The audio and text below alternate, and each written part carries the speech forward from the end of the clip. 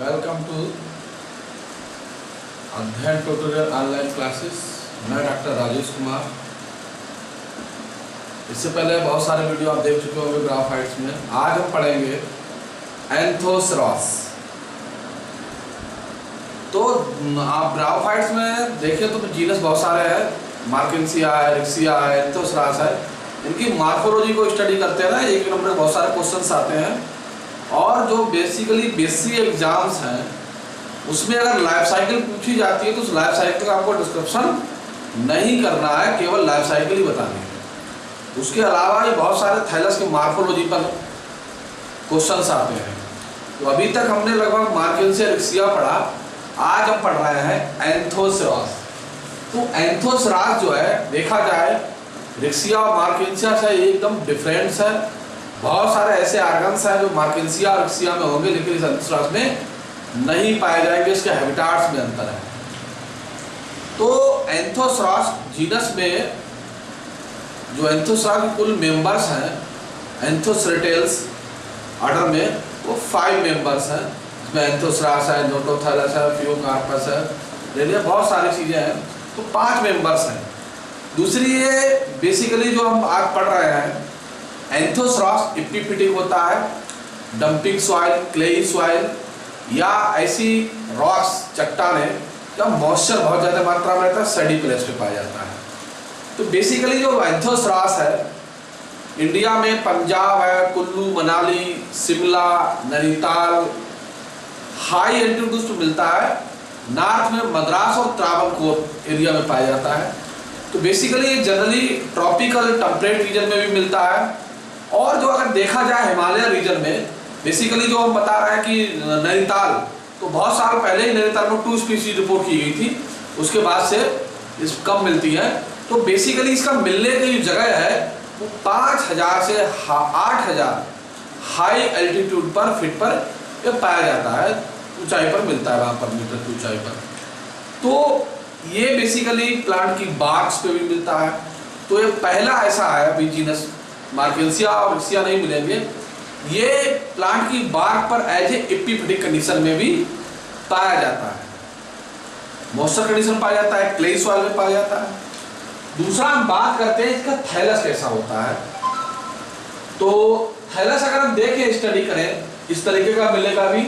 इसके थैलस में क्या होता है कि इसकी जो मार्जिन्स होते हैं उन पर मार्जिन्स फोल्डेड होते हैं, मिडरिब लाइटली होती है। इसमें बीच में एक हॉर्न सींग जैसा स्ट्रक्चर पाया जाता है जिस पर स्पोरोफाइट लगा रहता है, स्पोरोकार्प पाया जाता है। इस पर इसे स्पोरोफाइट कहते हैं। एक सींग जैसा होता है इसलिए इसे हॉर्न बर्ड भी कहते हैं। तो थैलस के ऊपर एक सींग जैसा स्ट्रक्चर होता है।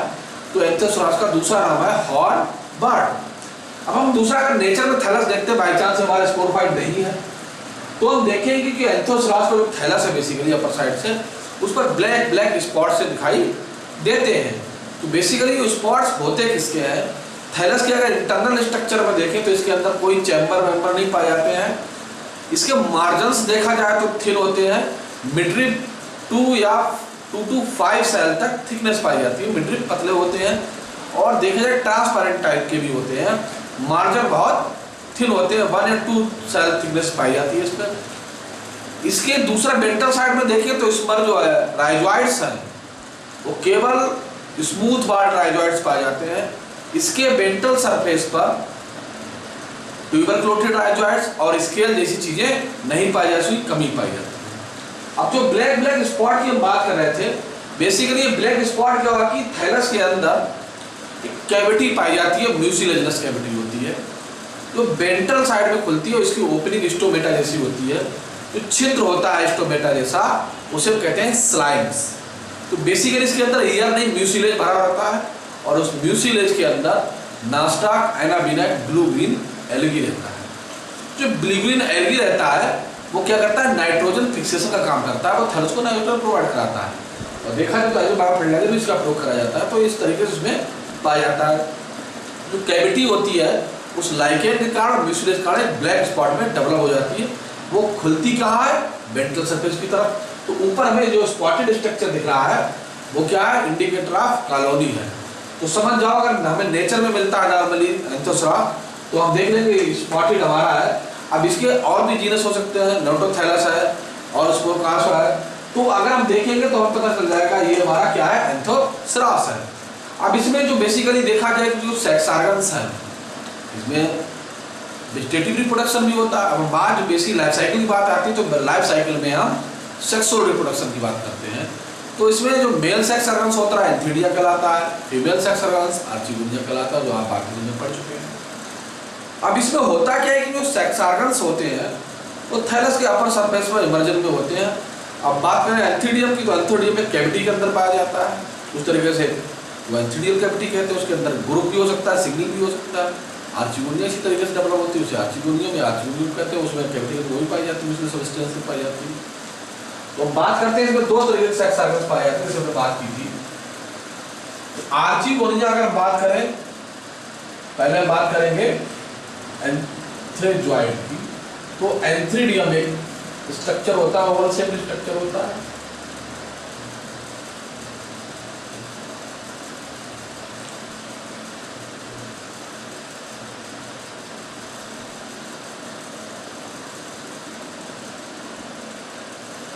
इस तरीके से इसका प्रोटोप्लाज्म जो है वो डिवाइड हो जाता है। बाहर की ओर जैकेट सेल्स होती है जो बाहरी चीजों से, खतरों से इसकी सुरक्षा करती है, प्रोटेक्शन प्रदान करती है। और हर एक पीस में एक न्यूक्लियाई होता है, साइटोप्लाज्म होता है। इसे हम एंड्रोसाइट्स कहते हैं। अब एंड्रोसाइट में मेटामॉर्फोसिस होती है। तो मेटामॉर्फोसिस उसी तरीके का मामला है, इसके प्रक्रिया को देखा नहीं गया है, सीधे जो है यहाँ से प्रोसेस के बाद, नेचुरल प्रोसेस के बाद एंथ्रोजॉइड का फॉर्म होता है। जैसे पंडित जी जो होते हैं कथा के बीच में कहते हैं, जो मंत्र का अर्थ नहीं मालूम होता, ये विधि का विधान है, आगे चलिए, आगे बढ़ाइए, दूसरा कांड शुरू कर देते हैं। उसी तरीके से देखा जाए इसमें भी क्या है, यहाँ तक तो साइंटिस्टों ने देखा स्ट्रक्चर बन रहा है, लेकिन बीच का प्रोसेस उनको भी नहीं मालूम था कि नेचर में कैसे चीजें हुई। तो वो वहां मेटामॉर्फोसिस प्रोसेस होता है और डायरेक्ट एंड्रोसाइट से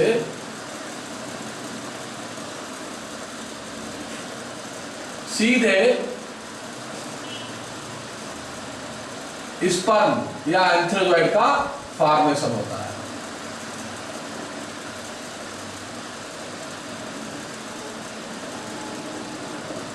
एंथ्रोजॉइड का फॉर्मेशन होता है, क्लब शेप होता है, बाइफ्लैजिलेट होता है, इलोंगेटेड होता है। दूसरी तरफ अब ये पाया जाता है किसमें, कैविटी के अंदर होता है, तो एंथीरियल कैविटी कहलाती है। इसी तरीके से फ्लावर शेप स्ट्रक्चर बनता है फीमेल रिप्रोडक्टिव ऑर्गन। ये हमारा मेल है, मेल रिप्रोडक्टिव ऑर्गन है, इसे हम कहते हैं एंथीडियम। एंथीडियम जैकेट सेल और जो फुट एंड सीटा। अब हम देखेंगे यहाँ फ्लावर शेप स्ट्रक्चर होता है, तो इसमें सबसे ऊपर की ओर जो क्लोजिंग करते हैं कहलाती है कवर सेल। इसमें जो नेक कैनाल सेल की संख्या होती है वो 4 से 6 तक होती है। इनके अंदर में न्यूक्लियाई पाया जाता है, डेंस साइटोप्लाज्म होता है। इन्हें हम एनसीसी भी कहते हैं, नेक कैनाल सेल, और नीचे इसकी सेल पाई जाती है बीसीसी, इसे कहते हैं डेंटल कैनाल सेल। और इसके नीचे जो लार्ज न्यूक्लियाई पाया जाता है स्पेस में, ये कहलाती है एग सेल। अब इसके चारों तरफ जैकेट सेल भी कवरिंग रहती है।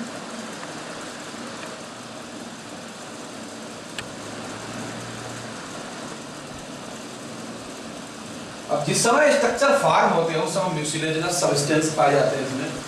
अब क्या होता है कि म्यूसिलेजिनस सब्सटेंस निकलता है यहाँ से, और जैसे ही निकलेगा तो पहले तो यहाँ पर ये क्या होगा, जो हमारी कवर सेल्स है ये डीजनरेट हो जाएंगी, समाप्त हो जाएंगी, और एक पैसेज खुल जाएगा।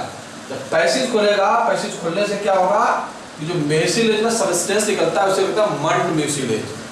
मंड म्यूसिलेज जब निकलता है बेसिकली, तो इसमें क्या होता है कि वो नए कैनाल सेल को, एनसीसी को डीजनरेट करना स्टार्ट कर देता है, और उसके बाद वो नीचे का न्यूक्लियस है और हमारे जो सब्सटेंस है यहाँ पर, उस सब्सटेंस को पूरा का पूरा क्या होता है, न्यूट्रिटिव सब्सटेंस में कन्वर्ट हो जाता है,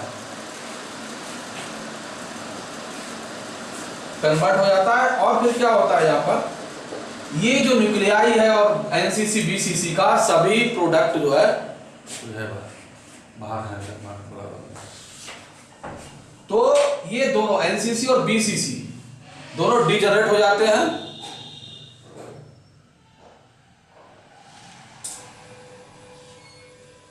डीजनरेशन के बाद क्या होता है कि एग सेल को ये न्यूट्रिशन प्रदान करते हैं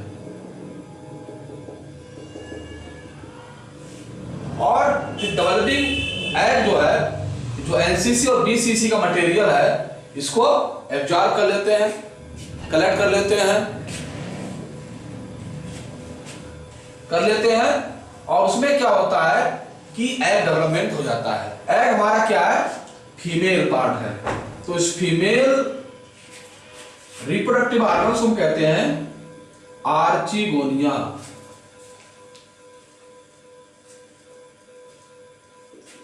तो आर्चिगोनिया सिंगल स्ट्रक्चर कहलाता है। जब एक कैविटी के अंदर होता है तो पूरे स्ट्रक्चर को कहते हैं आर्चिगोनियम। तो ये फीमेल रिप्रोडक्टिव ऑर्गन्स है, ये मेल रिप्रोडक्टिव ऑर्गन्स है। तो इससे क्या बनता है, एंथ्रोजॉइड बनता है। अब जब हमारी आर्चिगोनियम मैच्योर हो जाती है तो यहां से सब डिसॉल्व हो जाएगा, बताया हमने। फिर यहां पर अगर हम देखेंगे तो ये आर्चिगोनिया जो है फ्लास से पूरा पैसिज खुल जाता है और म्यूसिलेजिनस सब्सटेंस जो निकलता है वो क्या करता है, वो म्यूसिलेजिनस सब्सटेंस एंथ्रोजॉइड को अपनी ओर आकर्षित करता है, बता देता है कि हम वाटर में कहीं पर हैं। अब जैसा हमने बताया था कि लिवर बर्ड्स में, ब्रायोफाइट्स में फर्टिलाइजेशन के लिए वाटर मस्ट है, ड्यू, ओस की बूंदें, इस तरह की चीजें चाहिए। बिना फर्टिलाइजेशन के, मॉइस्चर के, वाटर के फर्टिलाइजेशन नहीं है, पॉसिबल नहीं है, क्योंकि मूवमेंट नहीं होगा सेक्स ऑर्गन्स का। अब सेक्स ऑर्गन्स में भी क्या है कि एंथोसारी कुछ स्पीसीज मोनोसियस होती हैं जिनमें मेल फीमेल दोनों में मिलते हैं, कुछ डायोसियस होती हैं। अब वो स्पीसीज आई वेरी करता है। अब यहाँ क्या होता है कि जब एग सेल मैच्योर हो जाता है तो जो म्यूसिलेजिनस सब्सटेंस निकल रहा था उसको देख, उसके द्वारा ये एंथ्रोजॉइड्स के अंदर इंटर कर जाता है। अब इसके अंदर जो एंथ्रोजॉइड इंटर करेगा तो पहले दोनों के अंदर प्लाज्मोगेमी होगी, दोनों का प्लाज्मा मिलेगा, फिर उसके बाद न्यूक्लियोगेमी होगी। और इस तरीके से देखा जाए प्लाज्मागेमी और कैरियोगेमी, यानी कि कैरियो मींस होता है न्यूक्लियाई, दोनों का जब फ्यूजन हो जाएगा इसका फर्टिलाइजेशन कंप्लीट। तो हम कहते हैं फर्टिलाइजेशन। और फर्टिलाइजेशन के बाद जब फर्टिलाइजेशन हो जाएगा तो क्या होगा कि आर्चिगोनिया के अंदर ही एक 2 सेल्ड न्यूक्लियाई का फॉर्मेशन होगा, 2x डिपोलाइट न्यूक्लियाई बनेगा, इसे हम कहते हैं जाइगोट।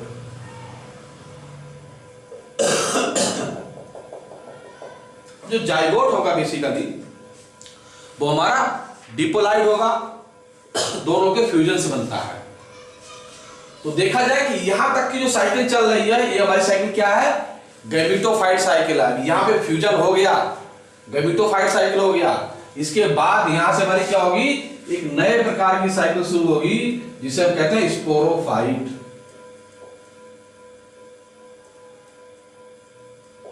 तो देखा जाए कि गैमेटोफिटिक साइकिल की जो लास्ट सेल है वो क्या हमारी जाइगोट है और स्पोरोफिटिक साइकिल की फर्स्ट सेल है, गैमेटोफिटिक की लास्ट सेल है। अब यहां से क्या होगा, स्पोरोफिटिक साइकिल स्टार्ट होगी एंथोसरास की। तो उससे क्या होगा कि जो हमारा जाइगोट है इसके अंदर डिवीजन होगा इस तरीके से, इसका पूरा प्रोटोप्लाज्म बट जाएगा 2 सेल में।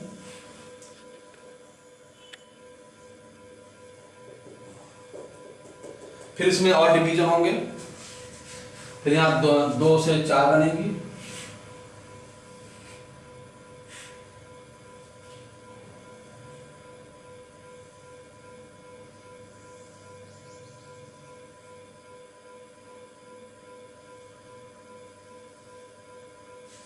इस तरीके से हमें डिवीजन होता रहेगा। और फिर डिवीजन के बाद क्या होगा,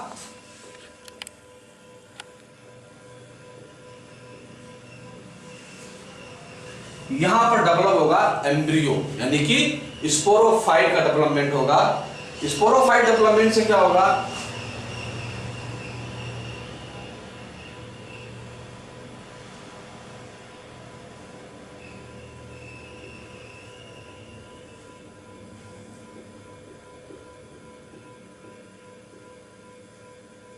इस तरीके से डेवलपमेंट हो जाएगा हमारा।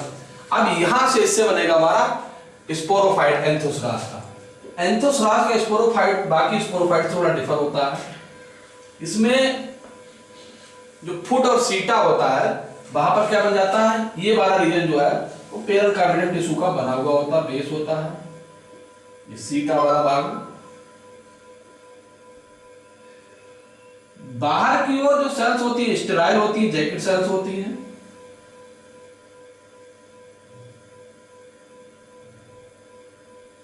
बीच में एक स्टेराइल सेल जिसे कालुमेला कहते हैं, ये भी स्टेराइल पार्ट होता है। और यहीं पे पेरिकार्डियम सेल से ही क्या होता है कि यहां पर स्पोर मदर सेल पाई जाती हैं, जिनसे स्पोर टेट्राड बनते हैं। और इसमें जो है बेसिकली इलेटर्स के स्थान पर सीडो इलेटर्स पाए जाते हैं, यानी कि ब्रांच इलेटर्स जो होते हैं ब्रांच होते हैं इसमें।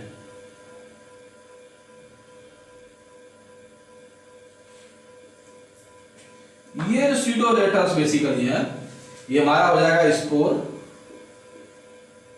ये सीडो इलेटर्स,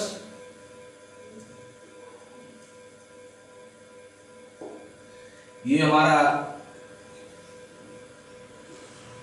कालुमेला, ये भी स्टेराइल है, ये हमारा हो जाएगा पेरेन्काइमेटस रीजन। तो इस तरीके से हमारा क्या हो गया, ये हमारा स्पोरोफाइट हो गया। स्पोरोफाइट ऑफ एंथोसरास, ये स्पोरोफाइट एंथोसरास बन गया। अब इसमें से जो स्पोर निकलेगा, देखा जाए जो स्पोर होगा वो स्पोर मदर सेल जो होगी एमसीएम, स्पोर मदर सेल, ये डिपोलाइड होगा। अब इसमें मियोसिस सेल डिवीजन होगा, और मियोसिस सेल डिवीजन से क्या होगा कि 1 से 4 सेल, यानी कि एक यहां पर स्पोर बनेगा, 3 स्पोर में ऊपर से दिखाई देंगे, इसे हम कहते हैं स्पोर टेट्राड, जिसको डायग्राम में इस तरीके से हम शो करते हैं। अब ये जो स्पोर होगा वो इस तरीके से बनता है, ये हमारा सिंगल स्पोर कहलाता है। अब ये जर्मिनेट होकर क्या करेगा, नए थैलस का निर्माण करेगा।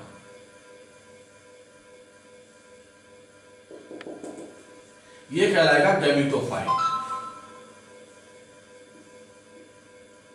अब यहां तक की जो साइकिल थी फर्टिलाइजेशन के बाद, यहां से गैमेटोफाइट शुरू होगा।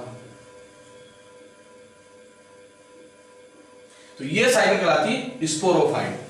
तो स्पोर देखा जाए क्या है, स्पोरोफाइट साइकिल का लास्ट पार्ट है, और उसका जर्मिनेशन से जो थैलस बनेगा वो हमारा गैमेटोफिटिक की फर्स्ट सेल होगी, और इससे फिर क्या होगा, नया थैलस बन जाएगा।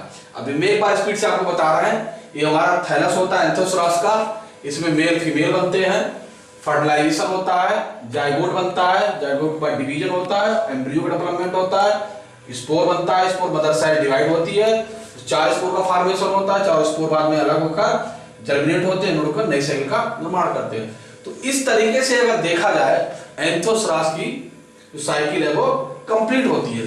तो एंथोसरास में क्या, ब्रायोफाइट्स में बेसिकली मैं बता दूं, जो सेक्सुअल रिप्रोडक्शन का टाइमिंग होता है रियल टाइम, वो बेसिकली सितंबर से अक्टूबर के बीच में होता है। वेजिटेटिव रिप्रोडक्शन का टाइम जो होता है वो जनवरी लास्ट और जुलाई एंड अगस्त का जो टाइम होता है वो वेजिटेटिव रिप्रोडक्शन का होता है, और बाकी टाइम जो हमारा सेक्सुअल रिप्रोडक्शन का होता है। तो इस तरीके से जो है हमारा सेक्सुअल रिप्रोडक्शन कंप्लीट हो जाता है एंथोसरास में। आपको वीडियो शायद पसंद आएगा, लाइक करिए, सब्सक्राइब करिए, और जो भी क्यूरी है वो अलग आप पूछ सकते हैं।